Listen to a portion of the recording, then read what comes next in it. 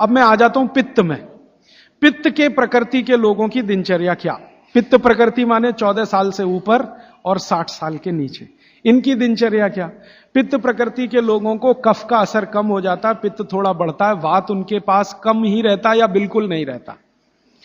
अब पित्त प्रकृति के लोगों को ज्यादा सोना जरूरी नहीं है, उनका पित्त है, कफ तो ऐसे ही शांत है, तो ज्यादा सोना जरूरी नहीं। माने पित्त प्रकृति के लोग अगर 8 घंटे सो रहे हैं, 7 घंटे सो रहे हैं तो भी चलेगा।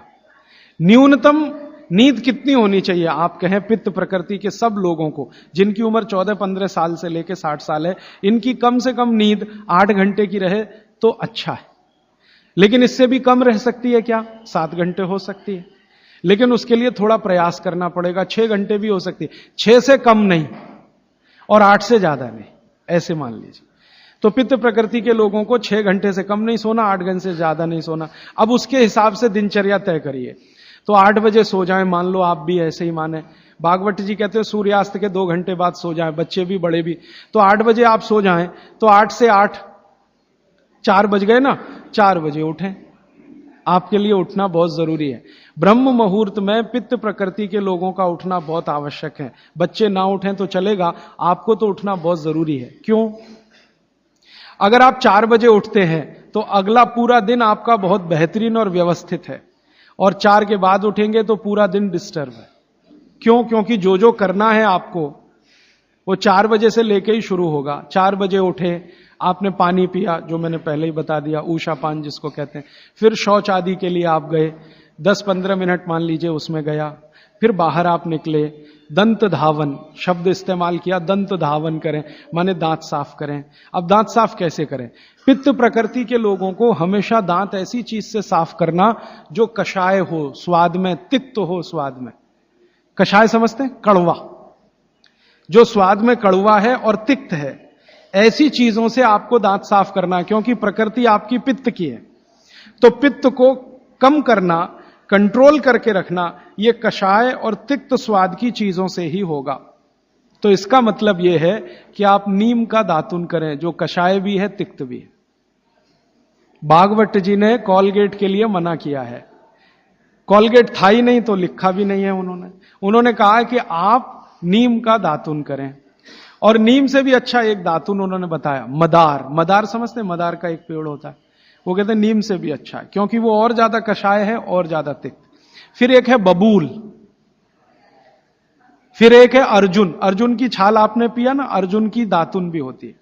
तो ऐसे 12 वृक्ष उन्होंने बताए हैं, नीम है, मदार है, अर्जुन है। फिर ये जो होता है ना आम, बबूल है, आम है, अमरूद है, ऐसे 12 वृक्षों का उन्होंने वर्णन किया है कि इनकी दातुन ही करना, इसके आगे 13वें वृक्ष की नहीं।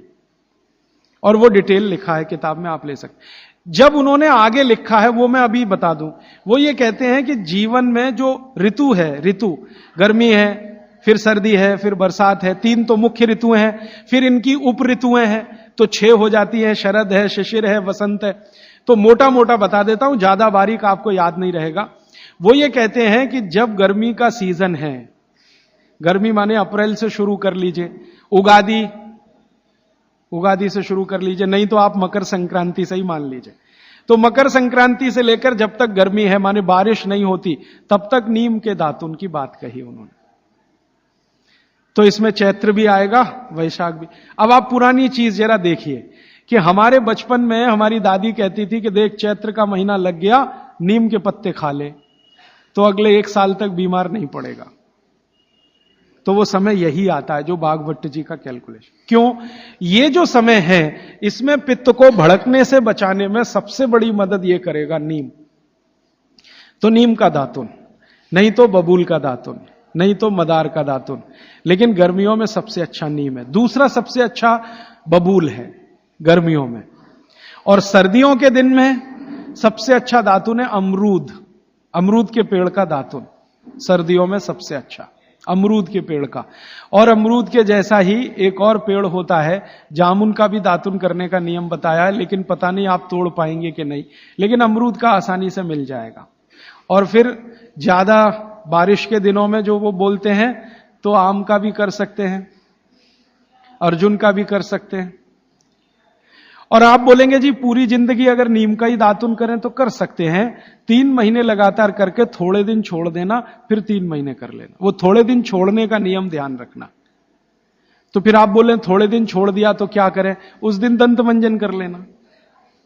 दंत मंजन के लिए वो ये कहते हैं कि आप जिस एरिया में रह रहे हैं वहां का तेल, और जिस क्षेत्र में रह रहे हैं वहां जो उपलब्ध लवण माने नमक, और जिस क्षेत्र में रह रहे हैं वहां की उपलब्ध हल्दी, ये तीनों मिलाकर आप पाउडर बना के दांत पे घिस सकते हैं। ये बहुत अच्छा दंत मंजन उन्होंने माना।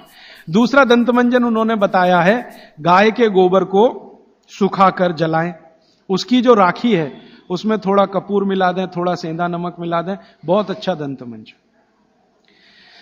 तीसरा वो कहते हैं कि जो त्रिफला चूर्ण मैंने बार बार आपको बोला, त्रिफला चूर्ण है तो इसको बारीक पीसें, दंत मंजन के लिए बारीक पीसना और खाने के लिए मोटा पीसना। तो बारीक त्रिफला चूर्ण, थोड़ा सेंधा नमक, बस मिला के दांत पे घिसें तो ये दंत मंजन। ऐसे 8-10 तरह के दंत मंजन है, 12 किस्म की दातुन है। तो आप ये जरूर करें, माने टूथपेस्ट बंद करें। अब क्यों करें टूथपेस्ट बंद? भागवत जी और आधुनिक विज्ञान को जरा जोड़ता हूं। आप पित्त के असर में हैं, जान लीजिए। सुबह सोकर उठेंगे तो मुंह में पित्त ही भरा हुआ है, लार जिसको आप कह रहे हैं। अब ये असर ज्यादा है तो इसको कंट्रोल रखना है आपको, तो इसलिए कहा ये दातुन अच्छी है। लेकिन अगर आप ब्रश कर रहे हैं, पेस्ट कर रहे हैं, तो क्या है उसमें?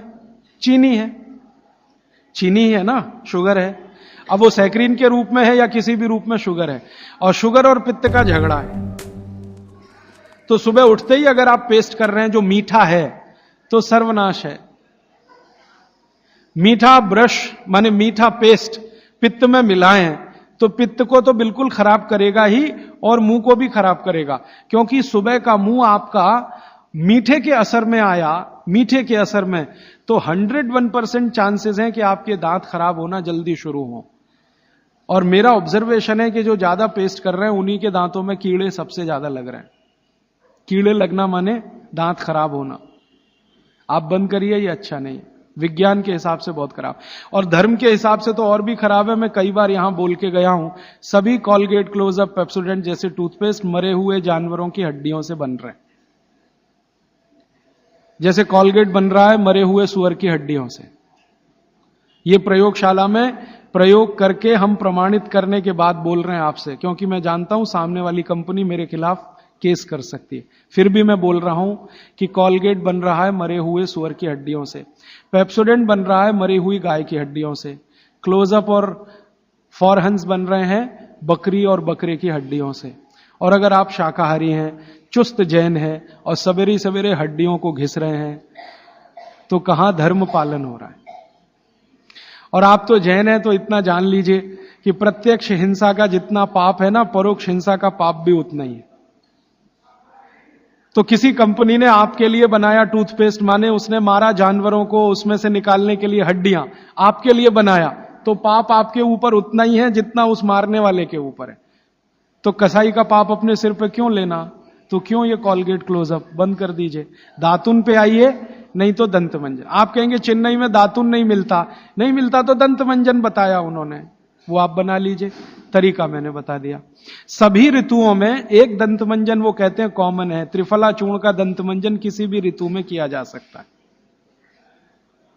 तो आप उसका ध्यान रखिए।